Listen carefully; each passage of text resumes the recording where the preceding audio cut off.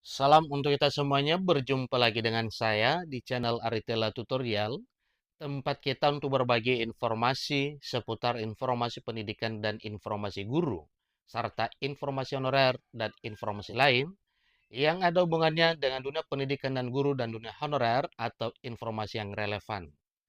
Pada pertemuan ini saya menyapa seluruh Bapak Ibu honorer tanah air, honorer guru, honorer tenaga kesehatan, dan honorer tenaga teknis yang sedang menantikan kapan kira-kira jadwalnya pemerintah mengangkat honorer menjadi aparatur sipil negara dan status pegawai pemerintah dengan perjanjian kerja atau ASN P3K.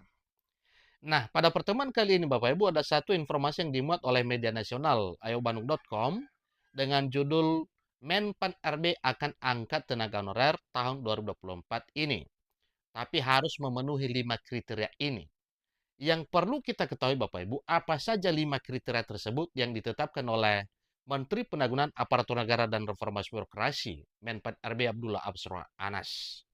Nah, supaya lebih jelas, mari kita ikuti informasi berikut secara lengkap ya supaya informasinya itu benar-benar ya diserap oleh Bapak Ibu. Ya, apa kira-kira 5 kriteria yang sangat menentukan ini yang akan dipersyaratkan bagi Bapak Ibu honorer untuk diangkat menjadi ASN dan status P3K 2024. Ikuti informasinya sampai selesai Bapak Ibu dan jangan lupa support terus channel ini dengan cara like dan subscribe, share, dan komen, serta nyalakan tombol notifikasinya supaya semua informasi yang disalurkan melalui channel ini selalu update di layar Bapak Ibu. Langsung pada informasinya. Lengkongayobandung.com. Tahun 2024 ini menjadi tahun yang sangat ditunggu-tunggu oleh tenaga honorer. Kenapa tidak? Karena informasi sesuai dengan yang tertuang dalam Pasal 66 Undang-Undang Nomor 20 Tahun 2023 bahwa penataan honorer yang meliputi verifikasi dan validasi, serta pengangkatan menjadi ASN P3K adalah tahun 2024 paling lama Desember. Pasalnya pada tahun 2024 ini tenaga honorer akan diangkat menjadi P3K oleh Menteri Pan RB, tentunya dengan regulasi yang berlaku. Meski harus melewati CASN 2024 terlebih dahulu, namun Menteri Penanggulangan Aparatur Negara dan Reformasi Birokrasi memastikan bahwa tes tersebut hanya formalitas saja untuk tenaga honorer yang terdata di BKN. Setelah lolos menjadi P3K penuh waktu maupun paruh waktu, pasti tenaga honorer nantinya akan mendapatkan NIP ya, nomor induk pegawai yang ditetapkan oleh pemerintah Bapak Ibu ya. Menteri Penanggulangan Aparatur Negara dan Reformasi Birokrasi, Menpan RB Abdullah Azwar Anas, hanya memprioritaskan dua kategori tenaga honorer, yaitu THK2 dan non-ASN yang terdata di database BKN.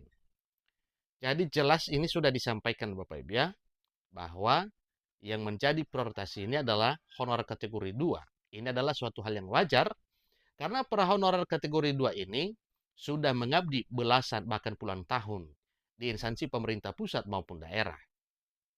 Demikian dengan honorer non-ASN, non-kategori tetapi sudah puluhan atau belasan tahun mengabdi dan telah terdaftar database BKN.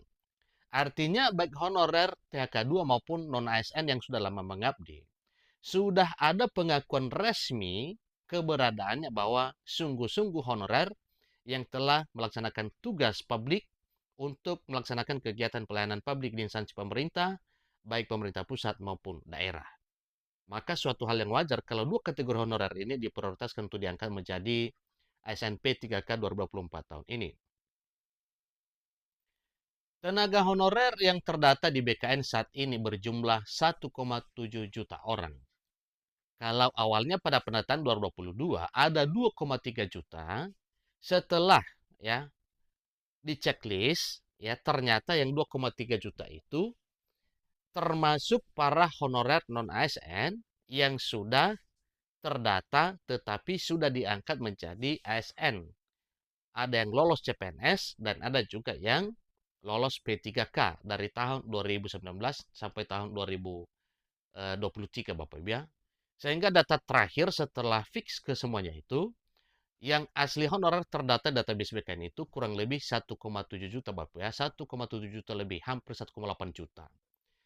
Nah, sebagaimana syarat disampaikan, ya, ada pun dua syarat untuk menjadi salah satu tenaga honorer yang diangkat menjadi P3K adalah pembayaran honorer, ya, pembayaran honorariumnya atau gaji selama ini langsung menggunakan APBN atau APBD, bukan melalui pengadaan barang dan jasa, individu ataupun pihak ketiga.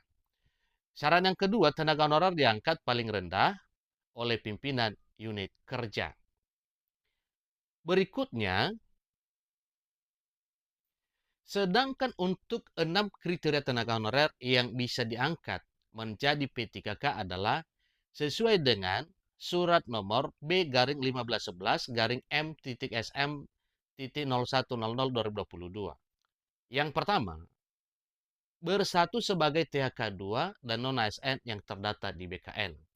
Yang kedua, pembayaran honor atau gaji selama ini langsung menggunakan APBN atau APBD, bukan melalui pengadaan barang dan jasa, individu, ataupun pihak ketiga. Yang ketiga, tenaga honorer diangkat paling rendah oleh pimpinan unit kerja. Yang keempat, bekerja paling singkat 1 tahun per Desember per tanggal 30 Desember per 31 Desember 2021 Bapak Ibu. Artinya kalau ada honorer setelah itu, maka tentunya itu belum masuk dalam database BKN. Yang kelima, berusia paling rendah 20 tahun dan paling tinggi 56 tahun pada 31 Desember 2021.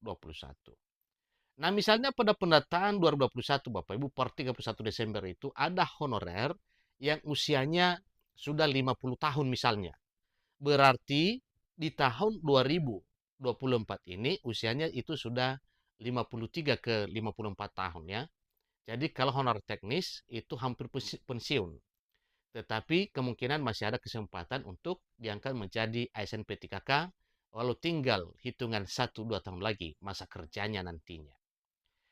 Syarat ke yang 5 ini dari 1 sampai poin ke-5 itu adalah syarat pendataan ya honorer non ASN di database BKN pada tahun 2022 yang lalu. Nah, Bapak Ibu tentunya bisa memprediksi apakah Bapak Ibu masih bisa diangkat menjadi ASN P3K atau belum.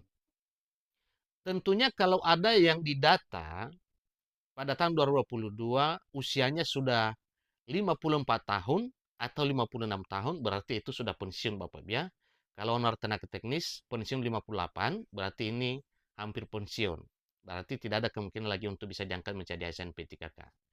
Semoga saja honorer tua sudah tertampung semua dan para honorer muda yang masih memungkinkan untuk diangkat menjadi ASN P3K bisa meraih impian menjadi ASN P3K di tahun 2024 tahun ini sebagaimana amanat Undang-Undang ASN nomor 20 tahun 2023.